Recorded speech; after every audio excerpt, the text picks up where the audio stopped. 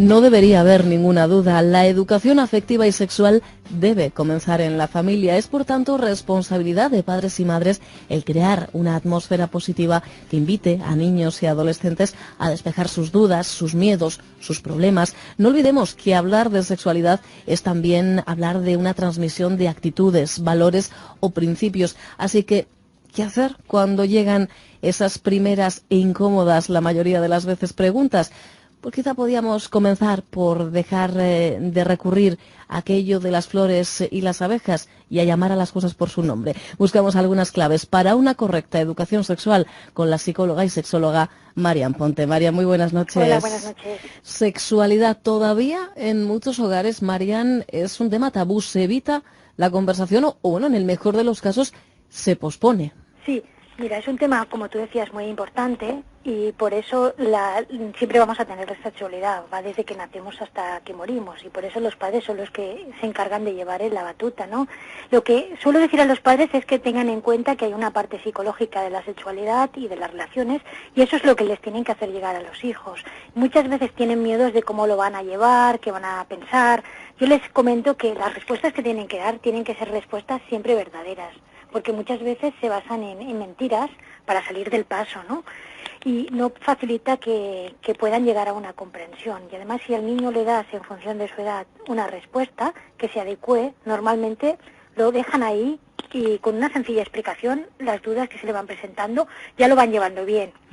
Muchos padres dicen, no, es que vienen de la cigüeña. El tema de la cigüeña es un tema que se sigue empleando, ¿no? Sí, la cigüeña que viene además concretamente desde París, no sabemos muy bien por qué, pero desde allí viene. Sí. Siempre me he preguntado ¿por qué? ¿A quién le dio eso, no?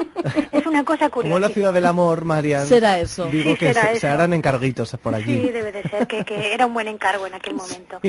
Sí, después un tema de, por ejemplo, que no buscan momentos para hablar de sexo con los hijos. Dicen, no, pero ¿para qué vamos a sacar este tema, no? Eso de, no, si todavía son muy niños. Exactamente. Y siguen siendo muy niños durante toda su vida, claro, sin problema, ¿no? Exactamente. Y entonces, ¿qué pasa? Que llegan a la adolescencia y no hay diálogo. Y los niños tienen vergüenza, los adolescentes deben ponerse a hablar con sus padres. Porque es que no ha habido en ningún momento una naturalidad para ir presentando diferentes temas y de alguna manera que vieran que las actitudes eran pues naturales como cualquier otro tema. Entonces, yo les digo buscar momentos. ¿Por qué? Porque muchas veces con el tema actual de la comunicación es bastante complicado. Los padres tienen jornadas muy largas, casi no pueden estar con los niños y a veces no se les ocurre parar la televisión. Y les digo, bueno, si no tenéis tiempo, buscar esos momentos que estáis juntos, ¿no? Y incluso si puedes en algún momento pues salir antes del trabajo o te lo puedes montar de alguna manera, pues eso va a ayudar mucho, ¿no? Luego, la información que se da, no se dan cuenta que bueno, que tiene que ir siempre en función del desarrollo, de la edad cronológica que el niño tiene. Y de la madurez, me imagino, también, ¿no? El propio niño o niña. Exactamente, nos hemos de estar bastante adecuando a eso. Entonces, siempre hay una información necesaria que se puede ir adecuando. Por eso empieza desde que somos pequeños hasta que llegamos a la adolescencia, que además hay el riesgo de que les lleguen informaciones por otros lados que no estén basadas en cosas que les puedan ayudar, ¿no? Y luego, claro, si vamos respondiendo, los niños cogen confianza, porque ya lo sienten como algo que los padres están abiertos a ello. Entonces, no sienten que estén preguntando nada que pueda ser vergonzoso, indiscreto o malo.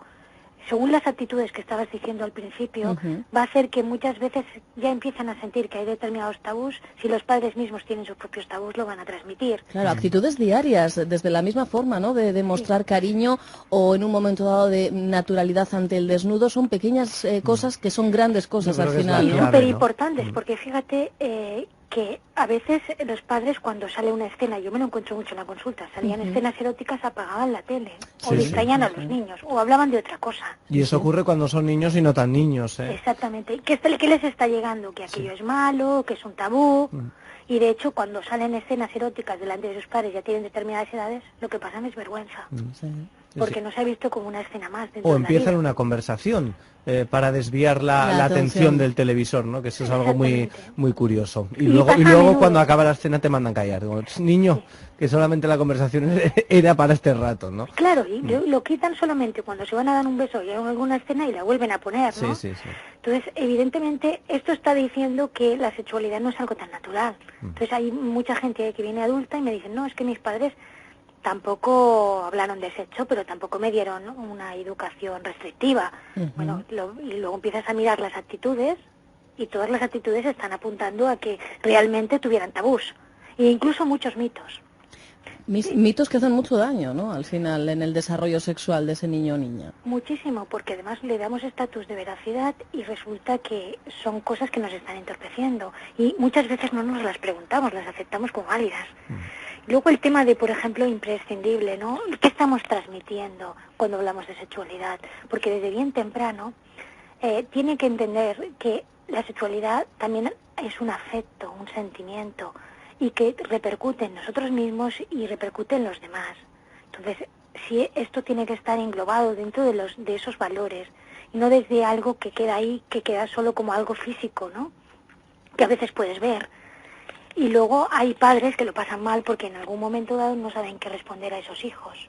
Y yo les digo, bueno, pues con naturalidad, mira hijo, ahora mismo me has hecho una pregunta muy interesante, me ayudas a mí a pensar también, vamos a mirarlo juntos en el libro.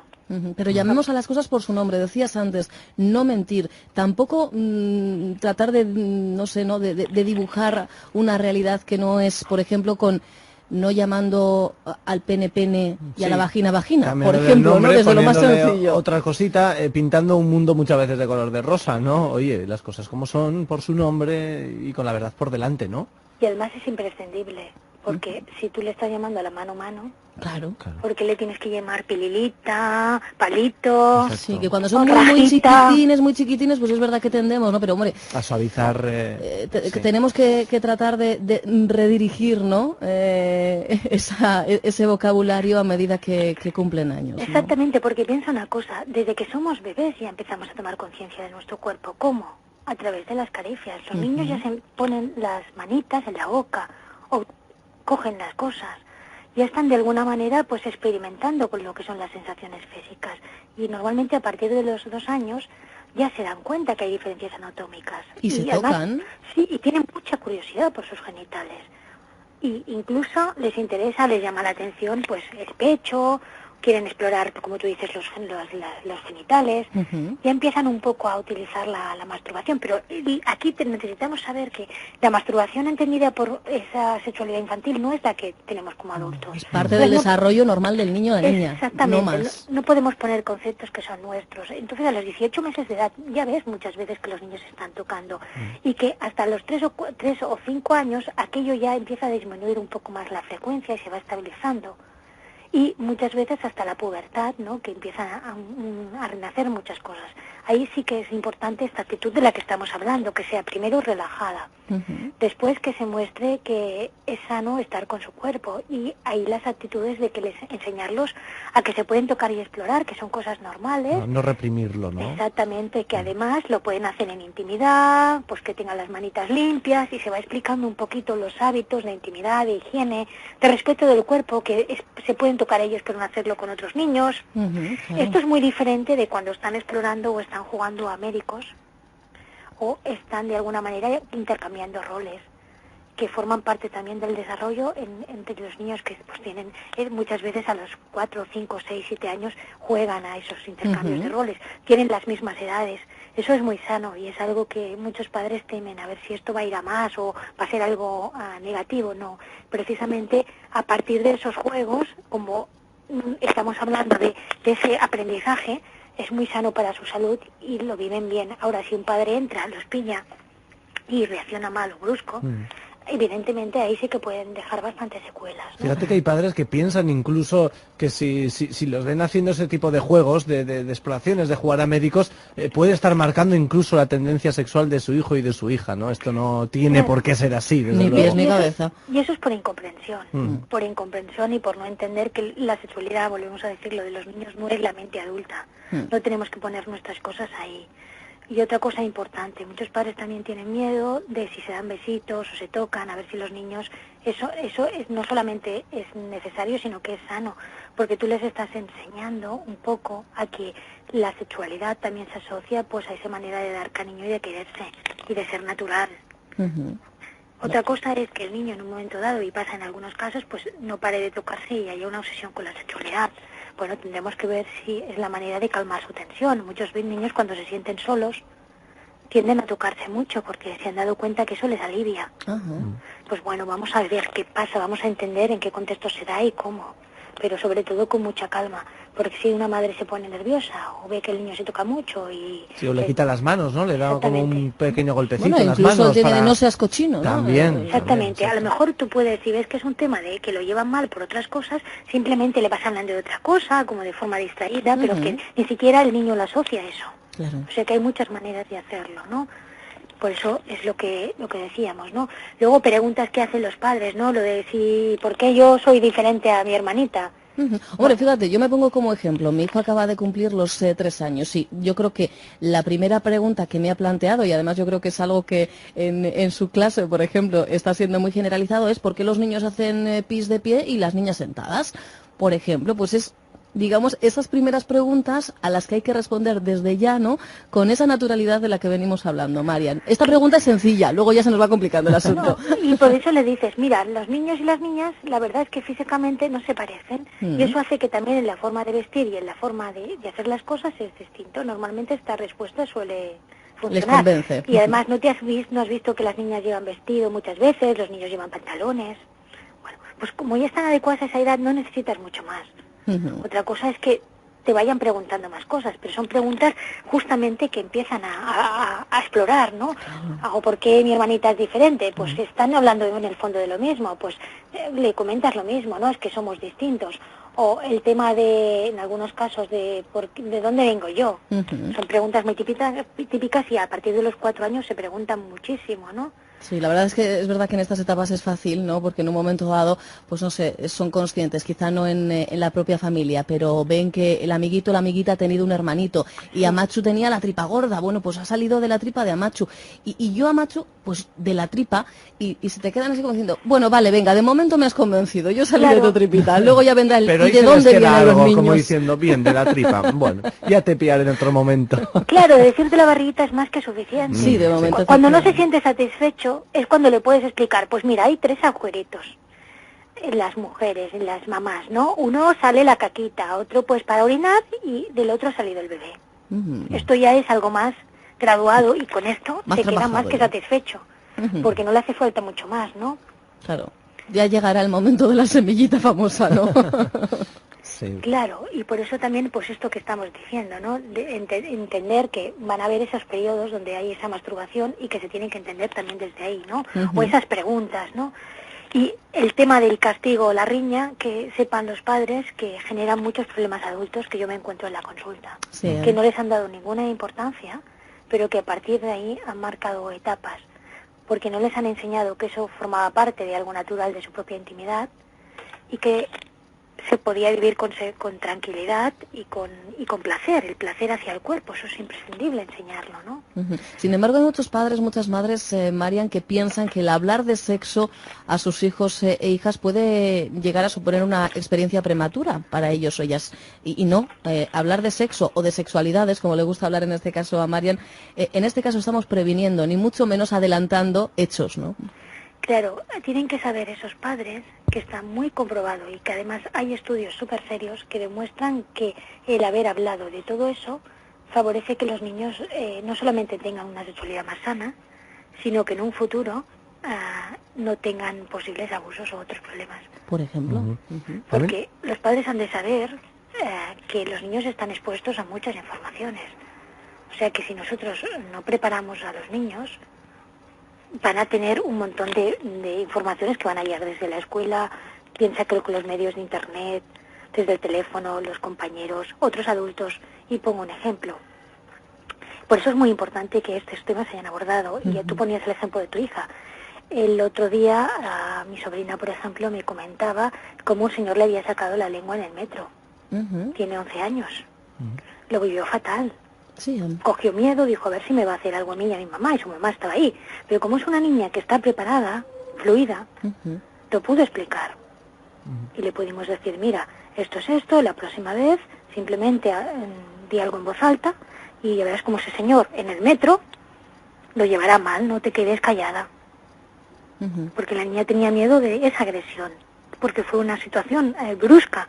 O sea que hay muchas situaciones donde los niños se pueden sentir expuestos. Nosotros no los podemos proteger de que no suceda nada, pero si hay una buena información y se ha hablado de forma natural y hay esa comunicación, pues ahí simplemente eso se va. Se buscan cómo confrontar esas cosas. Por lo tanto, eso es una de las cosas principales y se expone mucho más a riesgos a los niños por no dar información y facilitar la confianza que por guardarla. Pero es verdad que hay padres que no saben hasta qué punto, ¿no? Dar toda la información, hasta que hay veces que igual temen ir incluso más allá de lo que sus hijos les preguntan. Evidentemente, supongo que en función de la edad, ¿no? Pues se puede ir profundizando más o menos en las cosas, ¿no? Es que los padres se han de limitar simplemente a preguntarlas, a ir contestando preguntas que ellos hacen.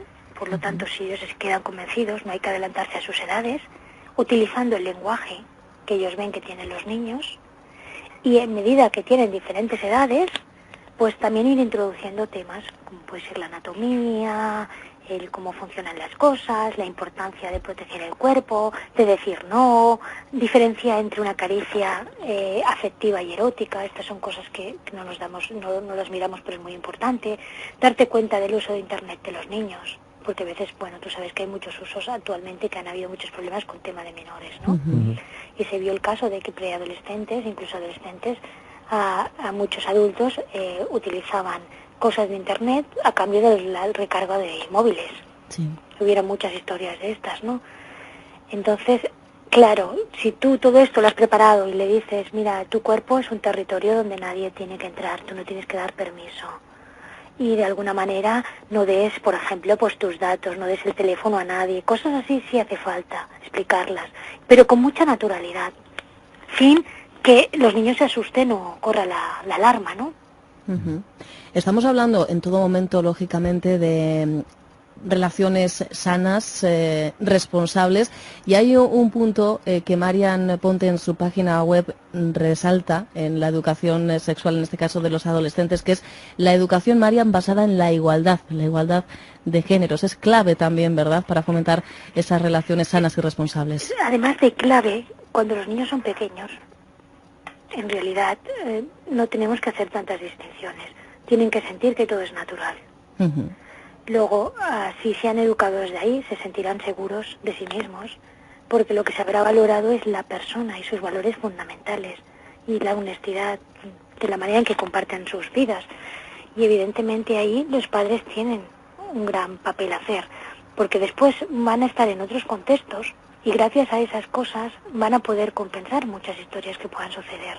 Y no se van a dejar llevar por los estereotipos de los roles de género, que es como nos expresamos a nivel masculino o femenino, las reglas que se establece en la sociedad.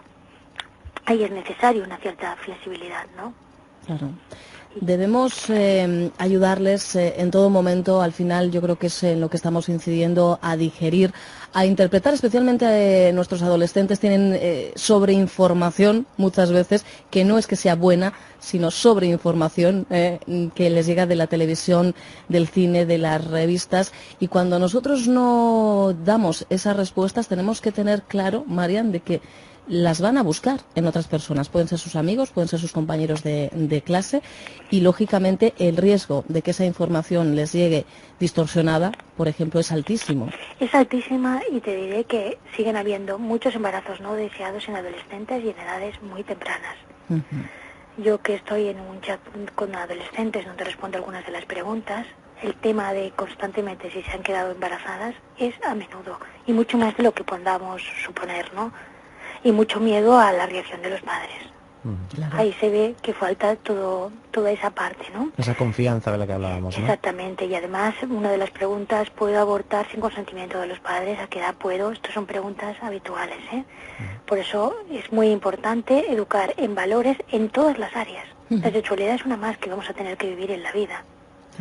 Y es más, tenemos que saber que ya incluso en la ultrasonografía, que es con las imágenes que toman de las vientres de mamá, ya se ven erecciones en los varios meses de edad del nacimiento. Y a los pocos minutos del parto también se ven las recién nacidas lubricación vaginal, y erección del clítoris. Y esto hablamos de las 24 primeras horas. O sea que ya tenemos unas respuestas y unas señales eróticas. Ya están desde ahí. Entonces, tener la información de cómo son las cosas vital. Por ejemplo, saber que de los 3 a los 5, e incluso tener diferentes teorías, pues hay mucho placer erótico, incluso puede empezar por ciertas fantasías, son cosas sanas y naturales. Saber cómo los padres, cómo actúen, están condicionando respuestas futuras, es también algo importante a pensar. Si tú, de alguna manera, algunas conductas que el niño hace con menos frecuencia, pues tú le das mucho más valor ahí, los niños van a tender hacia allí.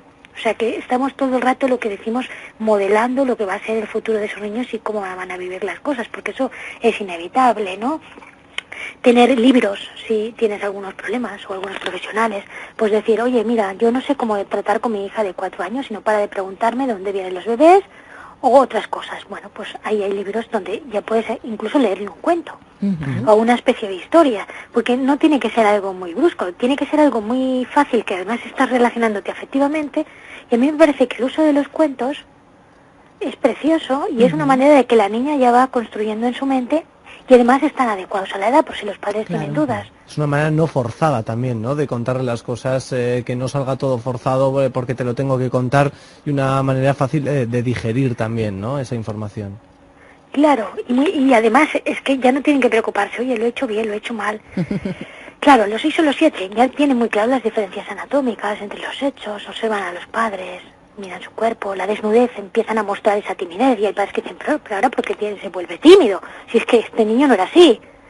Bueno, sí, porque está por una fase determinada donde empieza a darse cuenta de esas cosas, y además ven que otras personas también se tapan. Esto lo están viendo. Y además, claro, ahí también juegan a estos médicos que decimos, porque quieren ver si son diferentes a otros niños. Y quieren mirarlo de otra manera, ¿no? Bueno, y a los 8, por ejemplo, pues se dan cuenta más, y son juegos que si cuando juegan son más de componente más erótico. Ya tienen como escarceos, ¿no? Bueno, pues claro, aquí hay padres que también se alarman. Escarceos que además pueden ser con niños de su mismo sexo. Exacto. Que es otro punto clave, ¿no?, a la hora de abordar la sexualidad de nuestros hijos e hijas. Si te imaginaras cuántas consultas tengo en internet de si su hijo va a ser homosexual porque la han visto viendo el pene de otro niño. Fíjate que ni me extraña, Marian. Aunque estemos en pleno siglo XXI, no me extrañan este tipo de consultas, lamentablemente. Son cosas habituales a esa edad, ¿no? Preguntar y estar con tus amigos y querer saber cómo son los cuerpos de tus amigos con los que estás conviviendo, si tú eres parecido a tus amigos o diferente, o en fin, no te descubres entre iguales, ¿no? Pero confunden que esos niños pues tienen un problema de que no saben qué orientación van a tener. Y de alguna manera que no se dan cuenta de que pertenecen a un género, porque estamos hablando de la identidad de género, y es que la conciencia, ¿no?, personal, la convención de si eres hombre o mujer, ¿no? Exacto, una cosa tiene que ver de género y otra la identidad sexual, ¿no? Exactamente, y es simplemente están explorando si son como yo, si no lo son como yo, y volvemos a lo mismo, estamos poniendo demasiadas cosas adultas y demasiados miedos. Entonces, tener miedo de si tu hijo va a salir gay o no, o estas cosas, que nada tienen que ver con los niños, es peligroso, porque todas estas alarmas los niños las reciben. Y es más, si en un futuro hubiera algo de eso, tampoco los preparas para que tengan la confianza y se acepten a sí mismos. Todo lo contrario. Porque lo que tiene que hacer un padre es aceptar que todo lo que el niño viva y sienta es respetable, y que tiene derecho a tener una sexualidad y a vivirla y a disfrutarla con otra persona. Claro, tan desaconsejable será no hablar de sexo con tu hijo que como ir más allá, ¿no? O ir más rápido incluso que el niño, ¿no?, que el proceso del niño o ir penalizando ya conductas a futuro que ni siquiera se han desarrollado, ¿no? Además es muy violento y daña profundamente al niño. Si es que al final no sé si es educar al niño o la niña, o habría que empezar por educar a los padres y madres, Marian. Sí, eso es muy importante. Por eso muchos padres que estén perdidos tienen que recurrir a profesionales o comprar material de eso y empaparse de ello. Claro. Y tener muy en cuenta que los medios audiovisuales, internet, los niños están bombardeados, eso es parte del horror que no ven, bombardeados constantemente por anuncios que hacen referencia al erotismo, a la sexualidad, a la belleza. En las mismas revistas, cuando pasas por un kiosco. Bueno, ¿y qué revistas? Anuncios. Hay que ver las revistas que compran las adolescentes, y me refiero sobre todo en femenino, porque suelen ser más ellas, los consejos que se pueden leer en esas revistas son tremendos. Yo admito que he llegado incluso a comprar, fíjate, o a compartir con las chicas de mi clase esas revistas, tipo Vale, Super Pop, que todas las conocemos, sí. Y la verdad es que igual en ese momento no eres consciente, pero luego da miedito las cosas que ahí ponen, los consejos que se les dan también a los niños y a las niñas en esas revistas, ¿eh? Por lo tanto, si los padres no han fortalecido el uso de la sexualidad, la parte emocional, psicológica de la que estamos hablando, y además están expuestos también a un bombardeo de internet, con el tema también de las webcams, o sea que hay un montón de bombardeo constante, y es que es imposible que con tanto bombardeo los niños no acaben confusos. Claro. Pues si los adultos acabamos confusos de tanto bombardeo, imagínate, y tanta tele y tanta historia con el tema de la estética, ellos son mucho más vulnerables de padecer mucha más confusión, y además si son influenciables por el grupo o tienen malas referencias, los estamos haciendo muy frágiles para poder defender sus derechos y comprender cómo defenderse y qué hacer ante determinadas situaciones.